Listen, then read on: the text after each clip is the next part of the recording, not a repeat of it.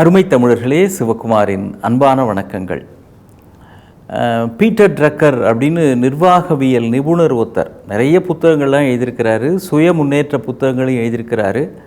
நிர்வாகம் சம்பந்தமான புத்தகங்களும் எழுதியிருக்கிறார்.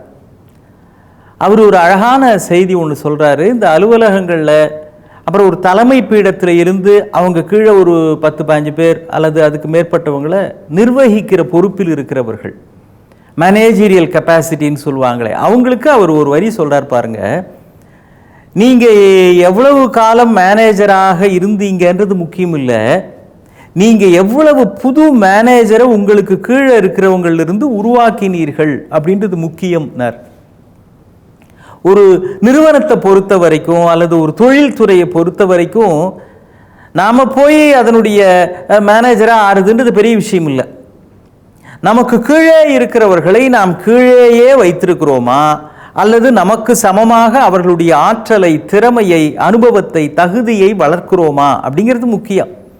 நீங்கள் எவ்வளோ மேனேஜரை உருவாக்குறீங்க, நீங்கள் மேனேஜராக இருந்தீங்கன்றது பெரிய விஷயம் இல்லை. ஒரு அப்பா யார் சிறந்த அப்பா யார் அப்படின்னா அவர் மட்டுமே சிறந்த அப்பாவாக இருந்தால் போதாது. தாம் பிள்ளைகளுக்கும் தன்னுடைய நல்ல குணங்களை, நல்ல திறன்களை, நல்ல விஷயங்களை எல்லாம் சொல்லி சொல்லி அவர்களும் வாழ்வை நன்றாக நடத்துபவர்களாக ஆக்க வேண்டும். அவர் தான் ஒரு சிறந்த அப்பா. நான் பிள்ளைக்கு சாப்பாடு போட்டேன், பிள்ளைய படிக்க வச்சேன், கல்யாணம் பண்ணி கொடுத்தேன், இது போதாது. இது ஒன்றும் பெரிய விஷயம் இல்லை. அவன் இதையெல்லாம் சிறப்பாக செய்யக்கூடிய அளவிற்கு அவனை நீங்கள் உருவாக்கினீர்களா? ஒரு அலுவலகத்திலேயே அப்படிதான். பகவான் சந்திரபோஸ் அப்படின்னு ஒரு பெரிய ஒரு நீதிபதியாக இருக்கிறார். கோரக்பூர்ன்ற ஊரில் இருக்கிறாரு. அந்த ஊரில் கொஞ்சம் திருட்டு பயம் அதிகமாக இருக்குது. அங்கே அவர் வீட்டுக்கே ஒரு நாள் திருடன் வந்துட்டான். நீதிபதி வீட்டிலையே தேட்டை போடுறதுன்னு அவன் வந்துட்டான். வந்த கையோடு என்ன பண்ணியிருக்கிறாரு, இவர் டக்குன்னு முழிச்சுக்கிட்டு அவனை துரத்திட்டு போய் பிடிச்சிருக்கிறார். எஜமான் முழிச்சுக்கிட்டாருன்னு அவனை தப்பிச்சு ஓட பார்த்துருக்கிறான். அவர் துரத்திட்டு போய் பிடிச்சி அவனை கட்டி போட்டார். அவன், ஐயா என்ன மன்னிச்சிருங்கய்யா, தெரியாமல் பண்ணிட்டேங்கய்யா, இனிமேல் பண்ண மாட்டேங்கய்யா. அந்த காலம் எந்த திருடன் தான் தெரிஞ்சு பண்ணதான் சொல்லுவான். தெரியாமல் பண்ணிட்டேன் தானே தப்பு பண்ண எல்லாருமே சொல்கிறது. தெரிஞ்சே தான் பண்ணுவாங்க. சில பேர் பேச்சு ஆரம்பிக்கிறப்ப கூட பார்த்துறீங்களா, தெரியாமத்தான் கேட்குறேன் அப்படின்னு ஆரம்பிப்பாங்க. தெரியாமத்தான் கேட்குறேன்னாலே ஏற்கனவே உங்களை பற்றி எல்லாத்தையும் தெரிஞ்சுக்கிட்டு தான் கேட்குறாங்கன்னு அர்த்தம். ஐயா தெரியாமல் பண்ணிட்டேங்கய்யா, மன்னிச்சிங்கய்யா, வயிற்றுப்பாட்டுக்காக தான் பண்ணேன், ஏழை அப்படின்னா. அவர் இவன் வீட்லேயே திருட வந்தால் கூட அவர் பாருங்க நல்ல மனம் படைத்தவர். தபார் வயிற்றுப்பாட்டுக்காக தான் பண்ணேன், வேலை இல்லை, அதான் திருட்டு தொழில், இப்படிலாம் சொல்லாத. என்னோட ஆஃபீஸ்க்கு நீ வாட்ச்மேனாக இருக்கிறியா அப்படின்னார். திருடன் கையிலே சாவியை கொடுக்கறதும்பாங்களே, அந்த மாதிரி ஆஃபீஸுக்கு வாட்ச்மேனாக இருக்கிறியா? ஐயா இது போதுங்கய்யா, தெய்வமாக எனக்கு வழி காமிச்சிருக்கிறீங்க, நான் பார்த்துக்கிறேன் அப்படின்ட்டு இருக்கிறான்.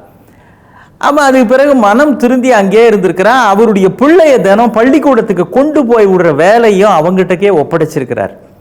அவன் தினம் பிள்ளைய தூக்கிக்கிட்டு கொண்டு போய் ஸ்கூலில் விட்டு மறுநாள் மாலை முடிஞ்ச உடனே மறுபடியும் அழிச்சிட்டு வருவான். அந்த முன்னாள் திருடன் அப்படி தானே சொல்லணும். தினம் இந்த பிள்ளைய கூட்டுக்கிட்டு திரும்ப அழிச்சிட்டு வரப்பெல்லாம் அந்த பிள்ளைக்கு பல கதைகள் எல்லாம் சொல்கிறான். அவனுக்கு தெரிஞ்ச கதைகள், நம்முடைய வீரதீர கதைகள், புராண இதிகாச கதைகள், அப்புறம் சுவாரஸ்யமான விக்ரமாயிட்ட அந்த மாதிரி அவனுக்கு தெரிஞ்ச கதைகளை எல்லாம் சொல்லிட்டு வரான். அப்படி ஒரு திருடன் தோளிலே வளர்ந்து கதை கேட்டு வளர்ந்த அந்த பிள்ளை தான் பின்னால் விஞ்ஞானி ஜெகதீஷ் சந்திர போஸாக மாறுகிறார். அவர் தான் இப்போ செடி கொடிகளுக்கு கூட உயிர் உண்டு, தாவரங்களுக்கு கூட நம்முடைய உணர்ச்சிகளை புரிந்து கொள்ளுகிற அறிவு உண்டு அப்படின்னு நிரூபித்தார். அந்த ஜெகதீஷ் சந்திர போஸ் தான் அந்த சின்னஞ்சிறு பிள்ளையாக ஒரு திருடனால் புத்தி தீட்டப்பட்டவர். அப்போ இவர் நீதிபதி, இவன் திருடன், இவனை பிடிச்சி ஜெயிலில் போடுறது தான் என் வேலை அப்படின்னு அவர் வெறும் நீதிபதியாக மட்டும் இல்லாமல் மனிதத்தன்மையோடு அணுகி இருக்கிறார்.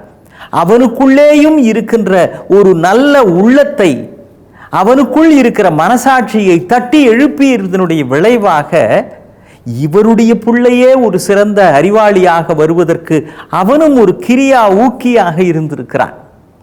அப்போ யாரிடத்திலும் சில மேனேஜர் பார்த்தீங்கன்னா எப்போ பாரு எரிஞ்சு ஊஞ்சிட்டே இருப்பான் கீழே இருக்க ஸ்டாஃபை. எனக்குன்னு வாய்ச்சானுங்க பாரு, இவனெல்லாம் போய் வேலையில் சேர்த்து வச்சிருக்கிறானுங்கன்னு சல்லு புள்ளுன்னு ஆஃபீஸில் எரிஞ்சு உழுது கத்திக்கிட்டே இருப்பாங்க. அது ஒரு ஸ்மூத் அட்மாஸ்பியராகவே இருக்காது. ஆனால் சில பேர் நிர்வாகம் செய்கிற விதமே வெகு அழகாக இருக்கும். ஒரு சிம்பனி இசை மாதிரி இருக்கும். ஆனால் யாரை எந்த வேலைக்கு எப்படி பயன்படுத்த வேண்டும் அப்படின்னு பூவுக்கு வலிக்காமல் தேன் எடுப்பது மாதிரி அவர்களுக்கும் தெரியாமல் அவர்களை வைத்து பெற வேண்டிய பயன்களையும் பெற்று விடுவார்கள். சர்க்கஸ் கம்பெனியில் ஒருத்தர் நீங்கள் பார்த்துருக்கலாம், ஒட்ட முழுக்க சங்கிலியால் கட்டி போட்டு ஒரு 10-15 பூட்டிடுவாங்க. அந்த சங்கிலியெல்லாம் ஒன்றா கோத்து அவர் 2 நிமிஷத்தில் அந்த 10 பூட்டையும் டக் டக் டக்குன்னு திறந்துட்டு வருவார். சில மேஜிக் காட்சியெல்லாம் கூட நீங்கள் பார்த்துருக்கலாம். அந்த மாதிரி ஒரு 10 பூட்டை சங்கிலியை கயட்டிக்கிட்டு ஒருத்தர் வெளில வரதை எல்லாரும் பார்த்து கை தட்டுறாங்க. சர்க்கஸில் பெரிய கூட்டம். அந்த கூட்டத்தில் ஒரு திருடனும் இருக்கிறான். அவன் பார்த்தான், 2 நிமிஷத்தில் 10 பூட்டை இவனால் திறக்க முடியுதுன்னா நம்ம தொழிலுக்கு இவன் ரொம்ப பொருத்தமானவனாச்சே, இவனை எப்படியாவது நம்ம கூட்டாளியாக சேர்த்துக்கலாமே அப்படின்னு முடிவு பண்ணி சர்க்கஸ் முடிஞ்ச பிறகு அவனை போய் பார்த்துருக்குறான். எப்பா, உனக்கு இங்கே என்ன சம்பளம்? இவ்வளோ பிரமாதமான வேலை தெரிஞ்சவனாக இருக்கிறியே, இங்கே உனக்கு என்ன தராங்கன்னா, என்னங்கயா 3 வேளை சாப்பாடு போடுறாங்க, ஒரு 2 வேளை டீ தராங்க, மற்றபடி மாத சம்பளம்னு ஒன்றும் பெருசாக இல்லைங்க அப்படின்னு அவங்க குறைய சொல்லியிருக்கிறான். சொன்னா, என் கூட வரியா, எனக்கு ஒரு டீலிங் கிடைக்கிறதுல உனக்கு பாதி எனக்கு பாதி அப்படின்னு சொல்லியிருக்கிறான். அவனுக்கு உச்சி குளிர்ந்து போச்சு. செமைங்க, இன்னைக்கே வரேன் அப்படின்னு சர்க்கஸை விட்டு இவங்க கூட சேக்காளி ஆயிட்டான். 2 பேரும் சேர்ந்து பணியாற்றுகிறார்கள், தொழில் அதிபர்கள் ஆயிட்டாங்க. அன்னைக்கு ராத்திரியே ஒரு வீட்டில் திருடலாம்னு போயிருக்கிறான். இவன் சொன்னான், தப்பா நான் தூரக்க ஒளிஞ்சிக்கிறேன், கூர்கா மாதிரி யாராவது வராங்களான்னு பார்க்குறேன், வராங்கன்னா அங்கிருந்து நான் விசில் அடிக்கிறேன், அதுக்குள்ளே நீ தான் பூட்டு திறக்கிறதுல கெட்டிக்காரனாச்சே, அதுக்குள்ளே இந்த வீட்டு பூட்டை கதவை திறந்துரு, அவங்களாம் வெளியூர் போயிருக்கிறாங்க, திறந்துருன்னா. சரிங்க, நீங்கள் போய் ஒளிஞ்சிங்கண்ணா. இவன் போய் ஒளிஞ்சிக்கிட்டு இருக்கிறான். அவன் திறக்கவே மாட்டான், அப்படியே நின்றுக்கிட்டு இருக்கிறான். என்னதான்ப்பா ஆச்சு, இவன் ஏன் பெசாமியாக இருக்கிறான் அப்படின்னு இவன் திரும்ப போய் எப்பப்பா பூட்டை திறக்க போகிறேன். அவன் சொன்னான், நான் என் வேலையை ஆரம்பிக்கணும்னா முதல்ல நீங்கள் கை தட்டணுங்க, சர்க்கஸில் கூட கைத்தட்டல் சத்தத்தை கேட்டால் தான் எனக்கு கொஞ்சம் பூட்டு திறக்கிற மூடே வரும், நீங்கள் அங்கேருந்து கை தட்டுங்க, நான் திறக்கிறேன்னா. எப்பா, இந்த இருட்டில் திருட வந்த இடத்துல கை தட்டினா இது கை தட்டுறதுலடா, என் கைக்கு விலங்கு வந்துடும், உனக்கு ஒரு கும்பிடு உன் கூட்டணிக்கு ஒரு கும்பிடுன்ட்டு ஓடியே போயிட்டான். யாரை வச்சு எந்த வேலையை செய்யறது அப்படின்ற திறமையும் அவர்களுக்கே தெரியாமல் நல்ல வகையில் பயன்படுத்துவது என்பதும் நிர்வாகஸ்தர்களுக்கு இருக்க வேண்டிய ஒரு முக்கிய தகுதி. அவர்களை குறை சொல்வதனாலோ அவர்கள் தகுதியின்மையை சுட்டி காட்டி கொண்டிருப்பதாலோ எந்த வகையிலும் ஒரு நிறுவனமோ ஒரு துறையோ வளர்ந்து விடாது என்பதை புரிந்து கொண்டால் பீட்டர் ட்ரக்கர் சொன்னதனுடைய தாற்பயம் என்ன என்பது புரியும். நீங்கள் எத்தனை புதிய அதிகாரிகளை உருவாக்குகிறீர்கள் என்பதுதான் நீங்கள் சிறந்த அதிகாரியா இல்லையா என்பதை தீர்மானிக்கிறது. மீண்டும் சந்திப்போம். வணக்கம்.